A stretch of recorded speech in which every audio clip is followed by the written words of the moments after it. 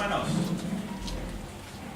Hoy continuamos con nuestra serie, pero entramos en un apartado nuevo. Hemos estado viendo lo que llamamos el milagro de la iglesia y cómo, pues, en realidad lo que tenemos aquí en este momento, lo que hemos hecho en esta mañana y estamos haciendo en esta misma mañana, es parte de ese milagro que Cristo dijo que iba a hacer, lo que iba a edificar, la iglesia que iba a edificar, la cual no iba a tener enemigo que le venciera.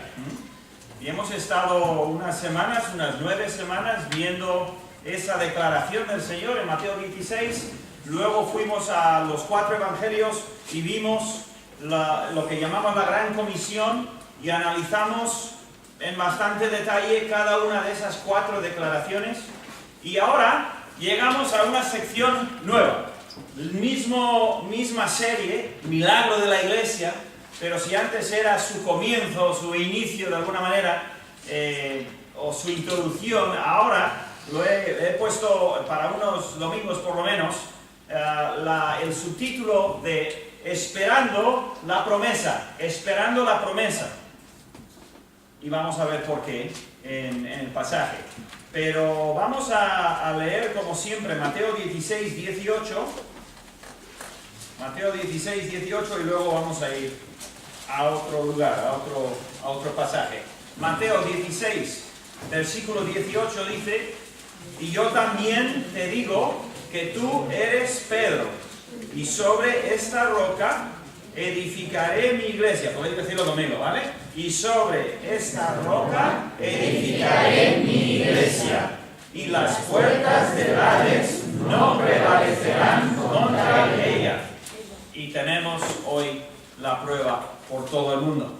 Y qué bendición es ser parte de ello. Ahora, vamos pues a ir a otro lugar que es Hechos. Vamos a ir al libro de Hechos y vamos a arrancar en el capítulo 1, versículo 1. Y vamos a terminar, ni idea cuándo, pero vamos a iniciar ahora esta porción de Hechos en el versículo 1. Pero antes, unos comentarios. Personalmente, hay en el Nuevo Testamento, para mí, 4 libros especiales. No digo que los demás no son especiales, pero estos son un poco diferentes. He leído muchísimas veces el Nuevo Testamento y puedo pensar en todos los libros. ¿Cuántos hay? 27 libros, eso es. De los 27 tenemos 4 evangelios, tenemos un libro histórico más o menos, luego tenemos un montón de epístolas. Las epístolas, ¿qué son? Son cartas pastorales en su mayoría. No son las esposas de los apóstoles, como se suele decir. Las epístolas son cartas, algunas largas, algunas pequeñas, algunas a una iglesia, algunas a personas en concreto, ¿vale? Las epístolas. Luego está el Apocalipsis también. Bien, no, dentro de estos 27 hay 4 que para mí rompen moldes, por decirlo de alguna manera. Primero, Juan. El Evangelio de Juan es uno de los 4 evangelios, pero como sabéis hay 3 que son sinópticos y hay Juan. Y es que Juan es distinto, es diferente, completamente, rompe el molde. Y el Espíritu Santo es el autor, y un buen autor rompe moldes, ¿vale? O sea, no lo dice así, sino que lo dice así, lo dice de otra manera. Y los diferentes, cada uno tiene su lugar, pero Juan es diferente, el Evangelio diferente y tiene como su propia categoría. Luego está, y esto es opinión personal, ¿vale? Esto no encuentra quizás en ningún otro sitio, pero está el libro de Hebreos. El libro de Hebreos es diferente, muy diferente. En tema, en estructura, en autor, igual, lo sabemos, en varios temas. El libro de Hebreos es distinto. Y luego, en tercer lugar, Apocalipsis. Apocalipsis rompe moldes. No es como los demás en el Nuevo Testamento. Tenemos Juan, Hebreos, Apocalipsis, completamente distinto. Y el cuarto, Hechos. El libro de Hechos. Es un libro interesante, porque es que el Espíritu Santo es el que decidió, claro, darnos lo que quiso en cuanto a la primera iglesia. Y el libro de Hechos es un montón de cosas y hay cosas que no es. Entonces, he hecho una lista de cosas e ido pensando. Si no conoces bien la Biblia, quizás nuevo en el Señor o conoces al Señor, pero no lees tu Biblia demasiado y no lo conoces bien, lo siento. Pero si conoces más o menos la Biblia y el Nuevo Testamento y Hechos, vas a entender por dónde voy con estos comentarios. Es un libro histórico, el único, aparte de los Evangelios, es el único en el Nuevo Testamento, libro histórico. Relata los hechos, pero es mucho más que un libro histórico. Muchísimo más que un libro histórico. No es solamente enciclopedia y a ver qué pasó. Sí, es verdad, ahí hay mucho de lo que pasó, pero hay muchísimas otras cosas también. ¿Por qué? Porque el autor no es humano, uno, y porque el Espíritu Santo creó ahí en el libro de Hechos algo muy especial, para darnos el comienzo del milagro de la iglesia. Es que no hay nada como la iglesia. Enséñame algo como la iglesia. ¿La ONU? ¿Algún gobierno? ¿Alguna asociación? ¿Alguna ONG? ¿Alguna secta? ¿Alguna religión? No hay nada como la iglesia. No existe nada remotamente parecido a la iglesia del Señor Jesucristo.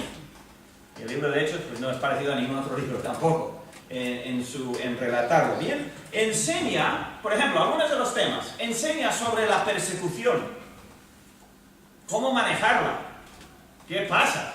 Algunos murieron en la persecución, otros escaparon. Todos lo tuvieron que manejar de alguna manera. Y encuentras interesantísimas historias de la persecución. Trata pecado grave, gravísimo, dentro de la iglesia, dentro de la congregación. ¿Qué se hace? ¿Qué pasa cuando hay algo grave? Ahora, entendamos que el libro de Hechos no es la última palabra sobre la iglesia. No, para nada. De ahí vienen las epístolas. Las epístolas explican la interpretación de lo que dijo el Señor Jesucristo y lo que hizo en la primera iglesia en los primeros años. Salieron muchísimos problemas, normal, porque la iglesia está compuesta de seres humanos con carne y hueso, como yo, y por eso hay problemas, y salieron un montón de problemas, y las epístolas, casi todas, están para ayudar a corregir, a manejar, a prevenir problemas. El libro de Hechos trata graves problemas y problemas pequeños también, o relativamente. También registra tremendos mensajes. Un libro histórico no hace eso. Enséñame un libro histórico que dé mensajes. No, pero hay unos mensajes. Está el mensaje de Pentecostés, está el mensaje de Esteban, está el mensaje de Pablo en Atenas. Una maravilla de mensaje de 2 minutos, pero ¡buah!, lo que mete ahí. Y aparte de las defensas de Pablo ante Agripa, ante Festus, etcétera, etcétera. O sea, es un libro, pero es histórico, pero tiene mensajes poderosísimos. También enfoca, a veces, separa y enfoca un montón de pasajes, un montón de versículos en una gran conversión de gente, de un montón de gente. Y a veces dedica un pasaje entero a un solo hombre, a un solo convertido, como el eunuco o como Cornelio. Y dice, pero ¿qué es lo que está haciendo el Espíritu Santo? Y yo veo el libro cada vez más y digo, ¡qué maravilla de libro! ¿Por qué no lo leemos todas las semanas, todos? Bueno, no podemos. ¿Pero lo has leído una vez? no lo has leído ni una vez, eres pobre. Pobre. Es una maravilla de libro. Habría que leerlo 10, 15, 20, 30, 40 veces. ¿Por qué no? Es un libro, es una obra de arte entre todas. Bien. Enfoca en grandes conversiones de mucha gente y de poca gente. Contiene debates filosóficos del más alto nivel entre filósofos griegos, de lo mejor que había en el mundo en esa época, lo mejorcito. Los atenienses, no había filosofía que ellos no conocían y dominaban. Y llega Pablo y los deja cao en 2 minutos. Nos deja grandes debates filosóficos. También incluye discursos y correspondencia de ética humana, de ética cristiana, perdón. Temas de importancia entre los creyentes y los hermanos de las iglesias. Y también tiene conflictos. Trata temas de conflictos entre hermanos y entre líderes. ¿Como quién? Pablo y Bernabé, por ejemplo. Todo esto en un libro que decimos, bueno, es el libro de Hechos. Pero menudo libro. Y es lo que vamos a arrancar ahora. Empezar, versículo 1, capítulo 1, versículo 1. Y a ver qué es lo que el Espíritu Santo nos ha querido enseñar en este libro tan maravilloso. Por cierto, y esto es aparte, algunas veces, yo sé que algunos trabajan y pues hoy mismo yo sé que cuando está Ramiro es que no va a estar Santi. Si está Santi no va a estar Ramiro, normalmente. O sea, hay gente que trabaja en diferentes horas y tal. Y no pueden venir, y algunas de las damas muchas veces. Todos los mensajes están grabados y puestos en internet y tú puedes escucharlos o verlos en vídeo. A mí me entristece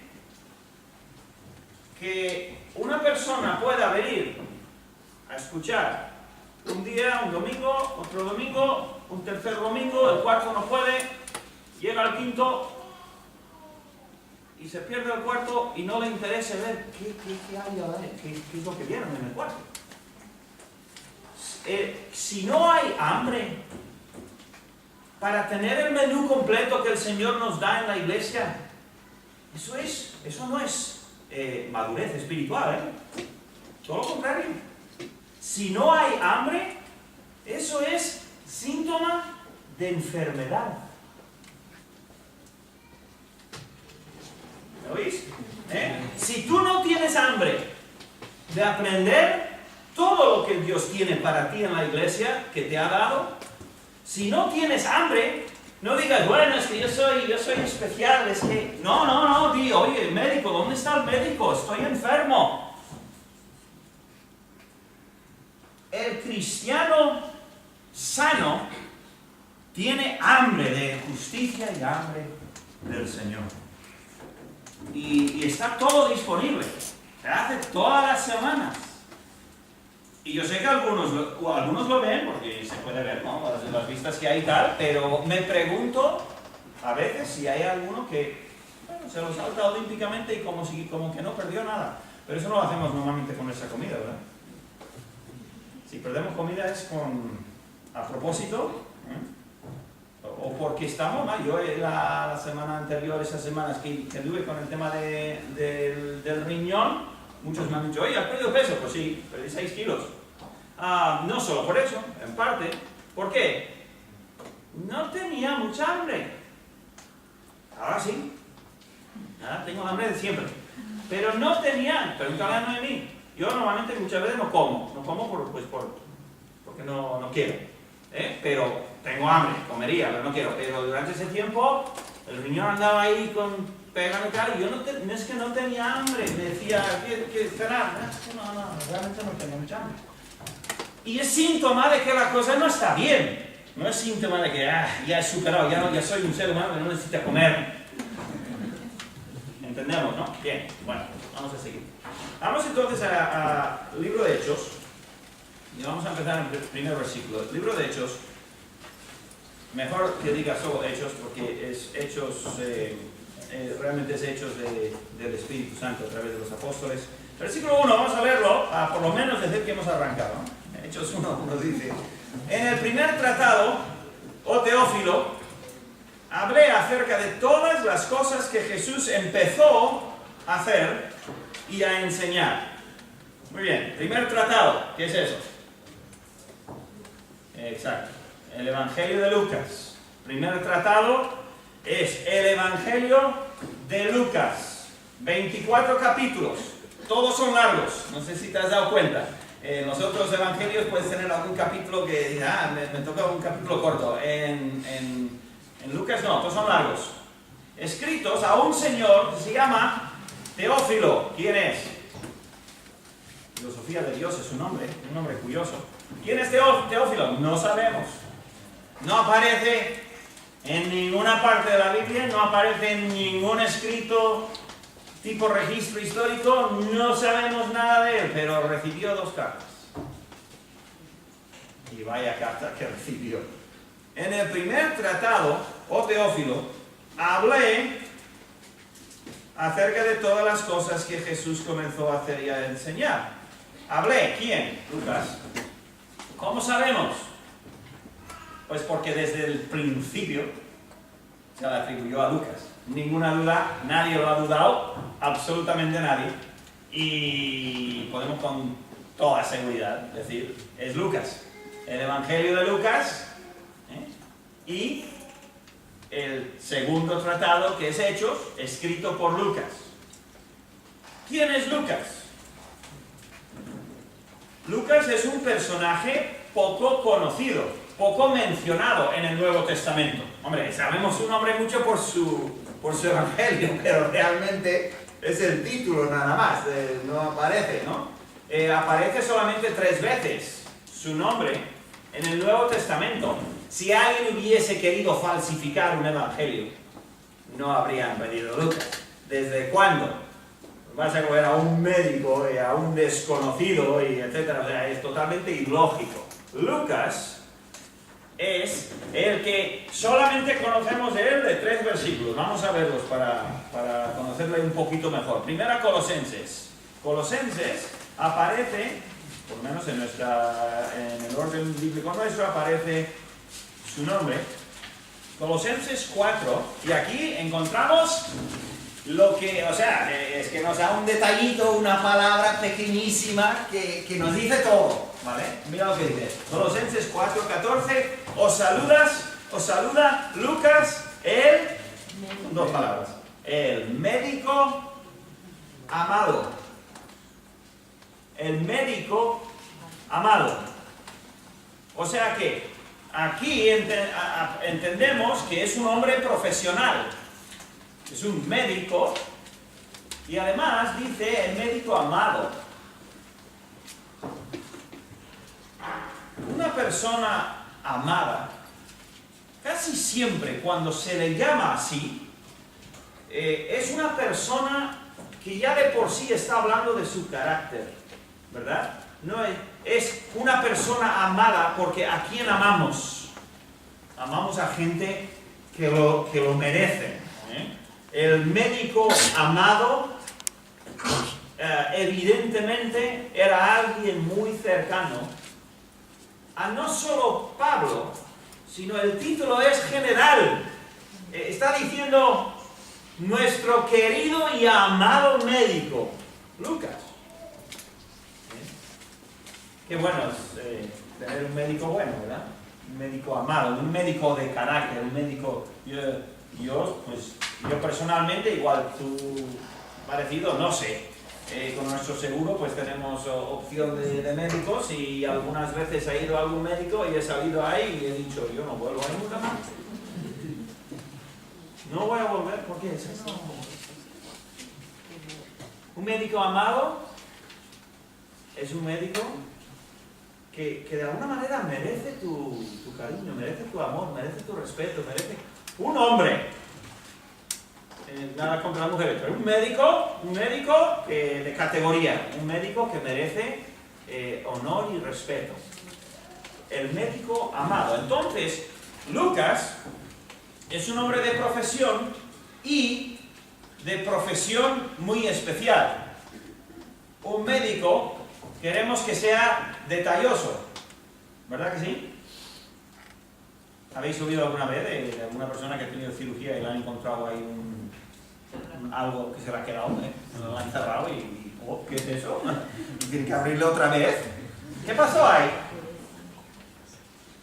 No le da igual que fuera cualquier asistente o cualquier enfermera o algo. ¿Quién lleva la culpa ahí? El médico. El médico. ¿Por qué? Se le escapó un detalle y ahí te dejó una... Espero que no sea... pero bueno, queremos que el médico sea detalloso.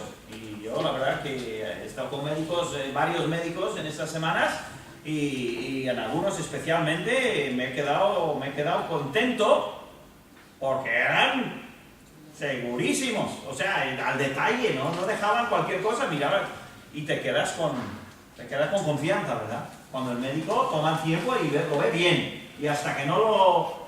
Entonces, el Señor, el Espíritu Santo, escogió a un médico, fíjate qué curioso, un médico para escribir 2 libros esenciales del Nuevo Testamento. Todos son esenciales, pero estos son arterias mayores, Lucas y Hechos.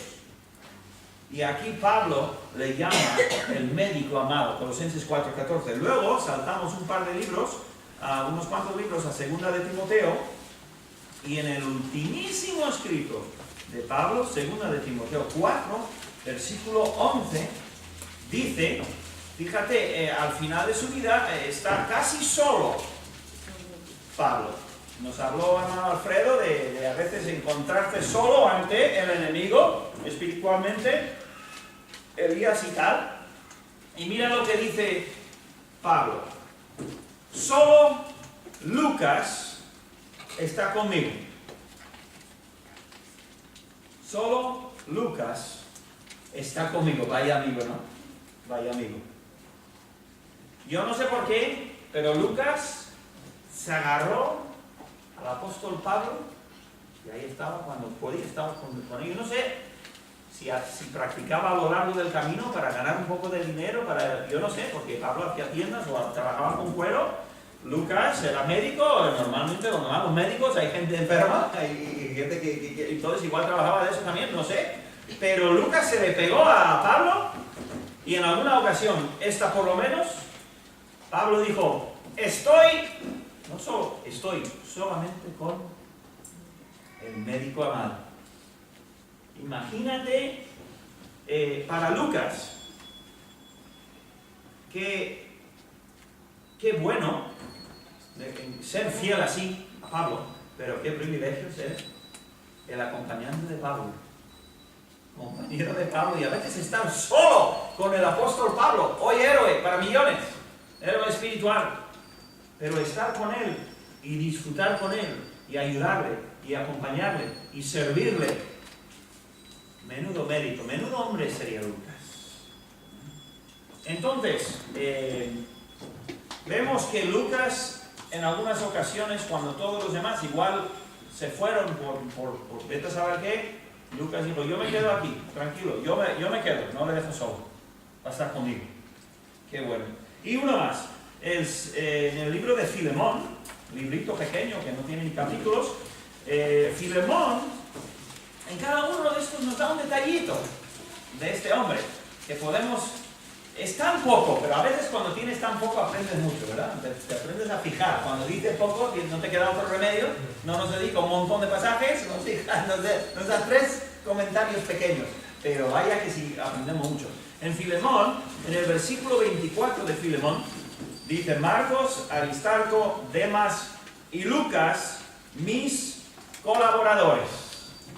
Y aquí vemos añadido un poquito la idea de que Lucas era no solo acompañante médico, lo que fuera, era colaborador en el ministerio. Colaborador con Pablo. Tremendo hombre este. Y Dios le dio un proyecto. un proyecto, bueno, dos, aunque casi se pueden unir los dos libros. Le dio un proyecto y Lucas, con la precisión y ¿cómo diría? Sí, la dedicación, ¿no? de un médico, escribió Lucas y escribió Hechos. Y quedó bien. Quedaron dos proyectos bien hechos para la gloria de Dios. Cuando tú obras para Cristo, cuando tú sirves, ¿cómo sirves? ¿Cómo hacemos aquello que el Señor nos encomienda? ¿Lo hacemos bien? Muchas veces sí. Yo lo que he visto en muchos de vosotros, cuando hacéis algo para la iglesia, lo hacéis bien. Queda bien. Aunque sea limpiar, lo queda bien. Así debe ser. Siempre. A veces nos cuesta. Cuando pensamos que lo que estamos haciendo nadie lo valora, bueno, que lo hago como quiero. Barro, pero no del todo. O lo que sea, ¿no? Y nuestra vida debe ser un servir a Dios al 100%, dándole lo mejor en cada proyecto que el Señor nos deja tener. Así encontramos a este Lucas, y él es el que dice, en el primer tratado, oh Teófilo, hablé yo acerca de esas cosas. Este Lucas aparece en el libro de Lucas de una manera muy curiosa y sutil. ¿Vale? Nunca dice, oye, yo estoy escribiendo el capítulo 20 de Lucas, soy yo, soy Lucas, el médico. No lo dice así, ni por asomo. Pero de pronto cambia el texto de ser tercera persona. ¿Sabéis lo que es tercera persona? Cuando se relata, ¿no? Se fueron aquí, se fueron allá, se fueron allá. De pronto encuentras y dice zarpamos o fuimos. ¿Eso qué quiere decir? Que estaba ahí Lucas. Y eso sucede a lo largo de los viajes de Pablo. Capítulo 16. De pronto, anda, de aquí está Lucas. No dice aquí estoy yo, pero dice fuimos. En capítulo 20, capítulo 27 creo que también. O sea que él aparece en el libro, pero anónimo. Es muy común además en esa era, en los libros bíblicos, Marcos y otros libros, Mateo también, tienen esa cosa donde el autor aparece pero discretamente. Bien, entonces dice, en el primer tratado, oh Teófilo, hablé acerca de todas las cosas que Jesús comenzó a hacer y a enseñar. ¿De qué está hablando? ¿Qué es lo que dijo el Señor? ¿Qué ha venido a hacer? Según nuestro pasaje principal. He venido a edificar la iglesia. Lo voy a hacer. Va a quedar hecho. Lo voy a edificar. Y Lucas dice, Teófilo, ese primer libro que te escribí era de las cosas que Jesús comenzó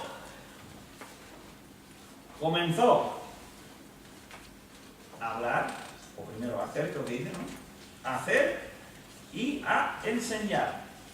Entonces el libro de el libro de Lucas, el Evangelio de Lucas, es un primer tomo, necesita segundo tomo.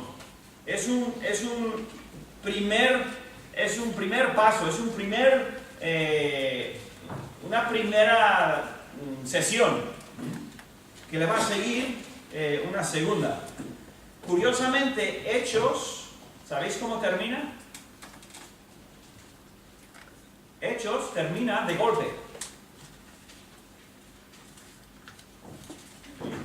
Tú lees Hechos y capítulo 1, capítulo 2, Pentecostés, la iglesia en Jerusalén, luego Antioquía, Pablo, bueno, Cornelio, Pablo, luego Antioquía, luego los viajes de Pablo, Pablo vuelve a Jerusalén, haciendo el capítulo 22, 23, vuelve, le agarran, le ponen a juicio, le atacan a los judíos y luego él dice, bueno, pues apelo a César y bueno, empieza entonces a montar un barco con los romanos y ahí tienen unas aventuras también, con serpientes, con naufragios, etcétera, etcétera, etcétera. Llega a Roma, en el capítulo 28 llega a Roma, le instalan en una casa, vienen los judíos a hablar con él y se para.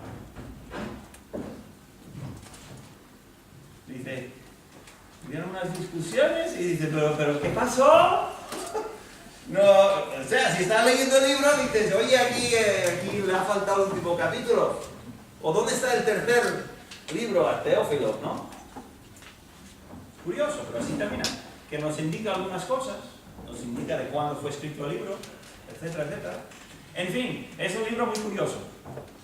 Y Lucas ahora agarra un segundo tomo para continuar lo que Jesús comenzó a hacer, pero Jesús, como vamos a estar viendo, Jesús se marchó.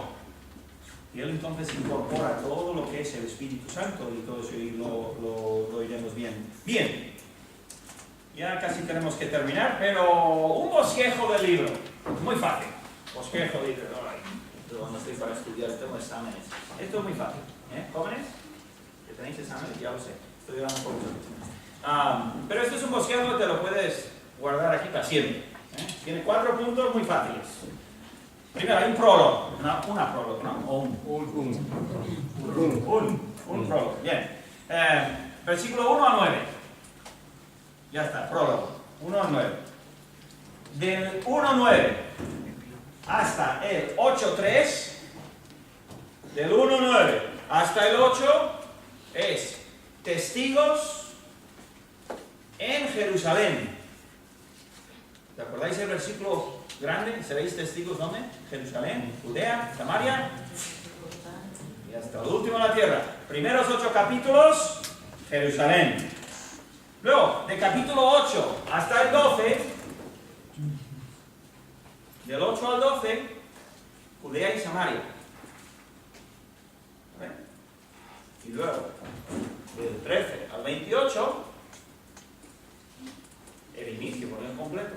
El inicio de que hasta el fin del mundo. Ahí tienes el libro de Hecho en 4 puntos. El prólogo, si lo quieres ahí mantener aparte, y luego ves testigos en Jerusalén, testigos en Judea y Samaria y testigos hasta el fin del mundo. Y así se puede dividir el libro y se puede entender por dónde va. ¿Bien? ¿Por qué tiene una estructura así? Bueno, me imagino porque, entre otras cosas, médicos les gusta tener sus cosas en orden, ¿no? Al médico le gusta tener las cosas en su sitio. Y el libro es un libro que tiene muchísima estructura, es una maravilla de libro. Muy bien, ¿qué tenemos? Un par de minutos. Vamos a leer el siguiente versículo 2, y lo vamos a dejar ahí más o menos a medias.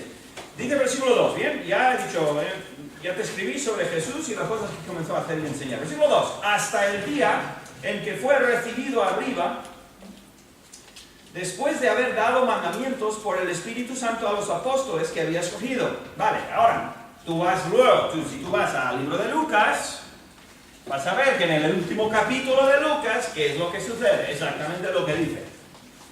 Todo lo que hizo el Señor, lo que empezó a hacer, hasta el día en que se marchó al cielo. Los 24 capítulos de Lucas. Y ahora le dice... ¿Ahora qué? Ahora Teófilo te voy a explicar lo que pasó. Después. Y no te lo vas a creer. igual es un poco la idea, ¿no? Es una maravilla lo que pasó. Si era grande lo que sucedió en Lucas, espérate lo que viene. Porque Hechos, vamos a ver cómo es. Bien, entonces... Una idea y termino ahí. Dice, hasta el día en que fue recibido arriba, después de haber dado mandamientos por el primer personaje que sale. Bueno, primero no, pero el personaje que sale ya al principísimo del libro, el Espíritu Santo. Ahora, no pensemos que de pronto anda el Espíritu Santo, aparece. No. Terminemos en Lucas, capítulo 1. Vamos al principio de todo. Al principio de todo lo que Lucas había escrito. Todo, literalmente. Al principio de su tratado. Lucas, capítulo 1, versículo que ya conocéis. Viene un ángel y empieza a hablar. Gabriel empieza a hablar con la Virgen. María, no, mejor dicho, una virgen, María, ¿vale?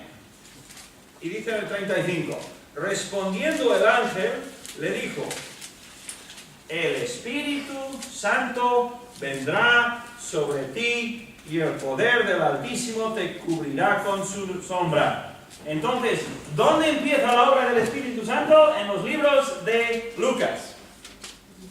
En el principio. Exacto. Al principio de todo, el Espíritu Santo es el que viene a María y a través de eso pues tenemos la encarnación. Y creo que lo mencionó un poco Alfredo ayer, no recuerdo, pero o algo parecido.